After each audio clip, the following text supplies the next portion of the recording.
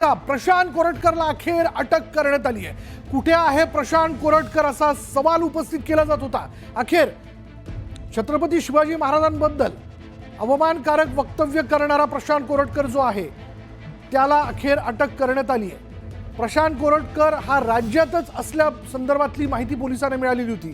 खास करून तो चंद्रपुरातच कुठेतरी आहे असा एक अंदाज जो आहे तो व्यक्त करण्यात येत होता। पण आता नेमकं प्रशांत कोरटकरला कुठून अटक करण्यात आली? प्रशांत कोरटकरला तेलंगणातनं अटक झाल्याची माहिती समोर येते।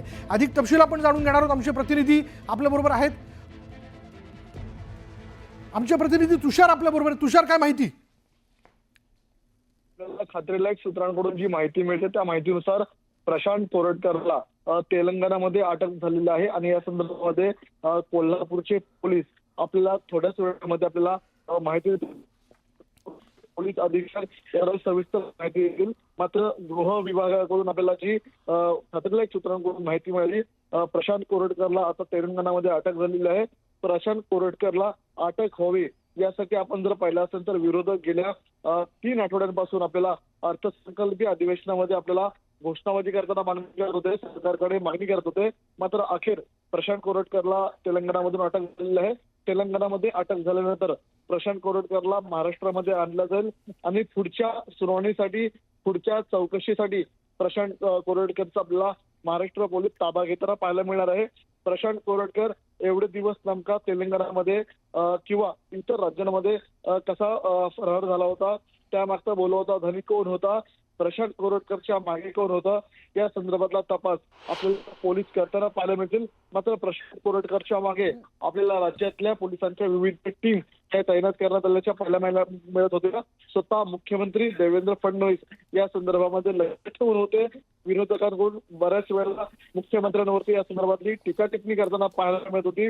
ज्यांनी शिवाजी महाराजांवरती आक्षेप्य असं वक्तव्य केलं त्यांना तुम्ही सोडता कामा नये आणि अखेर प्रशांत कोरटकरला तेलंगणामध्ये अटक झालेली आहे। कोणत्याही क्षणी कोल्हापूर पोलीस या संदर्भातलं ब्रीफिंग घेतील आणि नंतर त्याला महाराष्ट्रामध्ये आणलं जाईल। तुषार, यापूर्वी प्रशांत कोरटकर उज्जैनमध्ये कुठेतरी आहे, मग प्रशांत कोरटकर चंद्रपुरात कुठेतरी आहे, मग आता त्याला तेलंगणातनं अटक केल्या जाते। काय कशा पद्धतीने ही सगळी मोहीम राबवण्यात आली याबद्दल काही माहिती मिळू शकली का? विशाल, आपण जर पाहिलं असेल तर प्रशांत कोरटकर हा मूळचा नागपूरचा आहे। तुषार, मी जरा तुला थांबवतोय। आपल्या बरोबर काँग्रेसचे प्रवक्ते अतुल लोंढे आपल्या बरोबर। अतुल लोंढेजी, अखेर प्रशांत कोरटकरला अटक झाली, आपली प्रतिक्रिया? आता खूप उशिरा झालेली आहे, पण आमची मागणी आहे की त्यांच्यावर देशद्रोहाचा खटला जो आहे तो उभा केला पाहिजे। तशा कलमा ज्या आहेत त्या त्यांच्यावर लावल्या पाहिजे। त्यांनी केलेला गुन्हा हा अक्षम्य आहे आणि त्याला ज्या ज्या लोकांनी मदत केली या सर्वांमध्ये त्या लोकांना पण हुडकून काढून त्यांच्यावर पण केसेस दाखल केल्या पाहिजे अशी आमची मागणी आहे। बरं, पण मग ही अटक व्हायला उशीरच झाला आणि तो का झाला असं तुम्हाला वाटतं? नाही, मला असं वाटतं की उशीर वगैरे झाला नाही। त्यांनी जेव्हा ठरवलं तेव्हा अटक केलेली आहे। हे म्हणजे प्रेशर विरोधी पक्षांनी उभं केलं आणि महाराष्ट्रामध्ये जी संतापाची लाट उसळलेली आहे त्याच्यामुळे ही अटक झालेली आहे, नाहीतर आयुष्यात त्याला अटक झाली नसती। म्हणजे नाही लक्षात आलं ठरवलं म्हणजे नेमकं काय? तुमचं असं म्हणणं की यापूर्वी ते ठरवू शकत होते पण ते ठरवण्यात आलं नाही? सरकार आहे, सगळे पोलीस, सगळे सरकारमधले मोठे नेते यांच्यासोबत त्याचे फोटो आहे एवढं नाही म्हणत आम्ही। आम्हाला पक्का माहिती आहे की त्यांच्याशी संबंध आहे म्हणून त्याला प्रोटेक्ट केलं गेलेलं असा आमचा स्पष्ट आरोप आहे। प्रशांत कोरटकरशी सत्ताधारी नेत्यांचे त्याचे असणारे लागेबांधे यामुळे त्याला आतापर्यंत अटक होत नव्हती? बिलकुल, आणि तेच विचार आहे ना छत्रपती शिवाजी महाराजांच्या संदर्भामध्ये जे विचार आम्ही आजपर्यंत ऐकत आलेलो होतो, ज्या पद्धतीने छत्रपती संभाजी महाराजांची बदनामी केली, ज्या पद्धतीने छत्रपती शिवाजी महाराजांबद्दल लिहिलं गेलेलं आहे त्याचंच ते रिफ्लेक्शन होतं। एवढी हिंमत येते कुठून महाराष्ट्रामध्ये छत्रपती शिवाजी महाराजांबद्दल असं बोलण्याची? ते इंद्रजीत सावंत सारख्या एका इतिहासकाराला जे पुराव्यानिशी बोलतात, पुराव्यातून इतिहास समोर ठेवतात, त्यांना असं बोलण्याचं काय कारण होतं? एवढी हिंमत येते कुठून? प्रोटेक्शन असल्याशिवाय एवढी हिंमत येऊ शकत नाही। भाऊ, तुम्ही कायम स्पष्ट बोलता, तुमचं मत मांडत असता। प्रशांत कोरटकर नागपूरचे आहेत, आपण देखील नागपूरमध्ये असता, आपल्याला माहिती आहे की या पाठीमागे नेमकं कोण आहे? स्पष्ट बोला ना। नाही, या पाठीमागे कोण आहे मला माहिती असतं तर मी कधीच सांगून दिलं असतं, आपल्याला कल्पना आहे।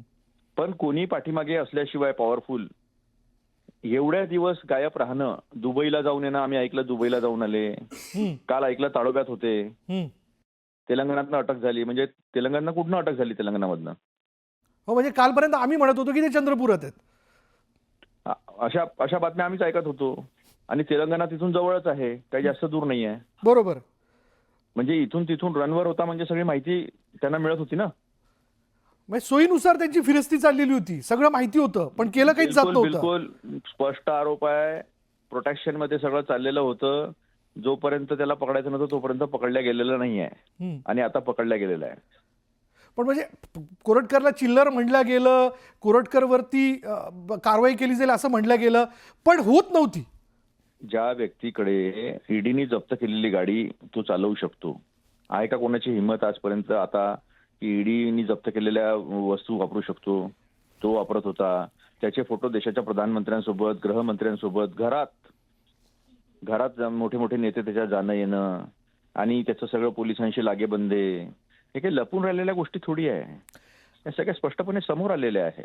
अतुल लोंढेजी, आजच हायकोर्टामध्ये त्याच्या जामिनावरती सुनावणी होणार होती आणि आजच त्याला अटक करण्यात आली.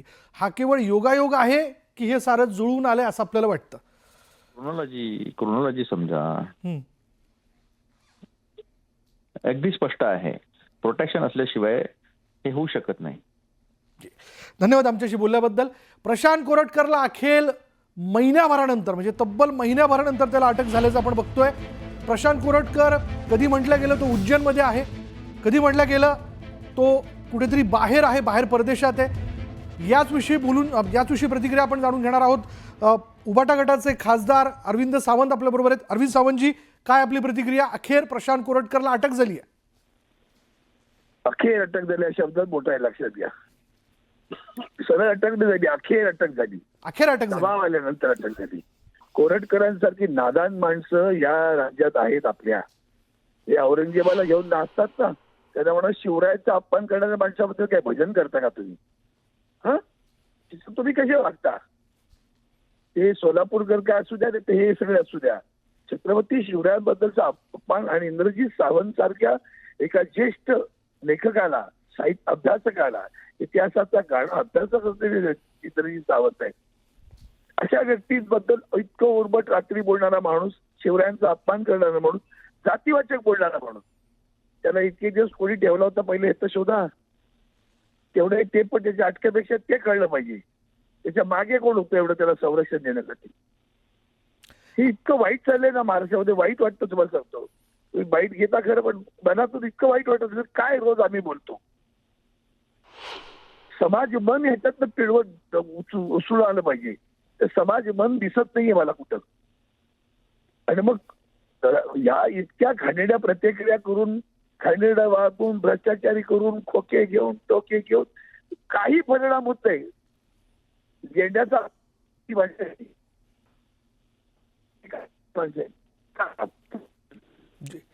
जी, धन्यवाद आमच्याशी बोलल्याबद्दल. आपल्याबरोबर माजी गृहराज्यमंत्री अनिल देशमुख देखील आहेत. अनिल देशमुखजी, प्रशांत कोरटकरला अटक झालेली आहे, महिनाभर लागला ही अटक होण्याकरता.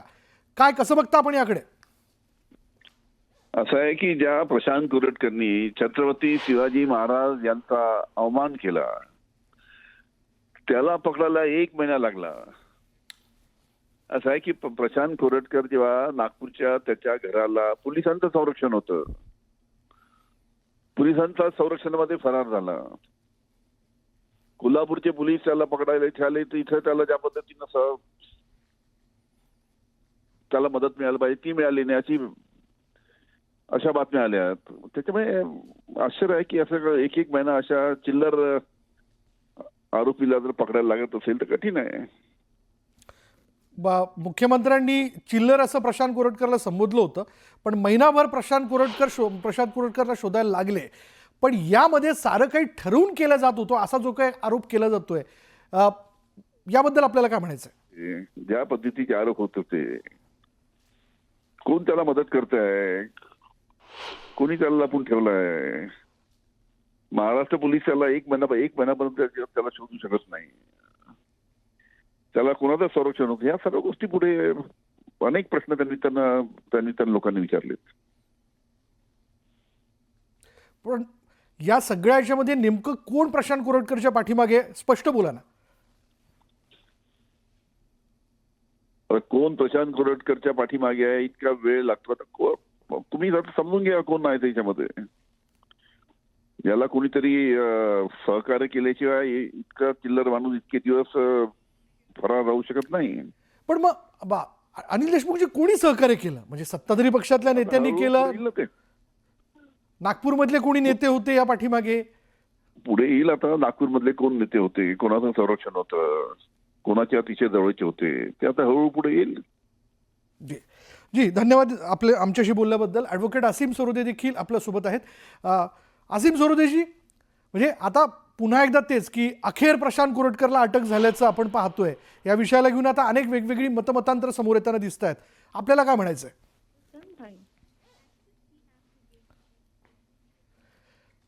ॲडव्होकेट असीम सरोदे यांच्याशी बोलण्याचा आपण प्रयत्न करू. पण प्रशांत कोरटकरला आज अटक करण्यात आल्याचं आपण बघतोय. आज हायकोर्टामध्ये त्याच्या जामीन अर्जावरती सुनावणी होणार होती आणि आजच त्याला तेलंगणामधनं अटक करण्यात आली.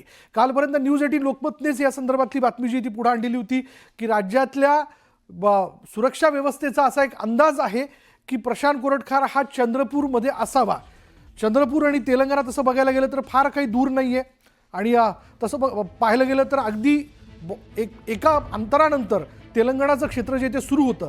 त्याच्यामुळे प्रशांत कोरटकर हा चंद्रपूर किंवा तेलंगणाच्या आसपास किंवा त्याच भागात असावा हा जो एक अंदाज व्यक्त केला जात होता, अखेर तो खरा ठरला आणि त्याला तेलंगणातनं अटक करण्यात आल्याचं आपण बघतोय. त्याच्यामुळे महिनाभर सुरक्षा यंत्रणा त्याचा शोध घेत होत्या.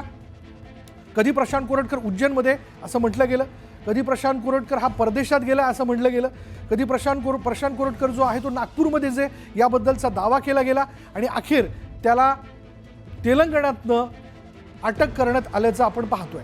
त्यामुळे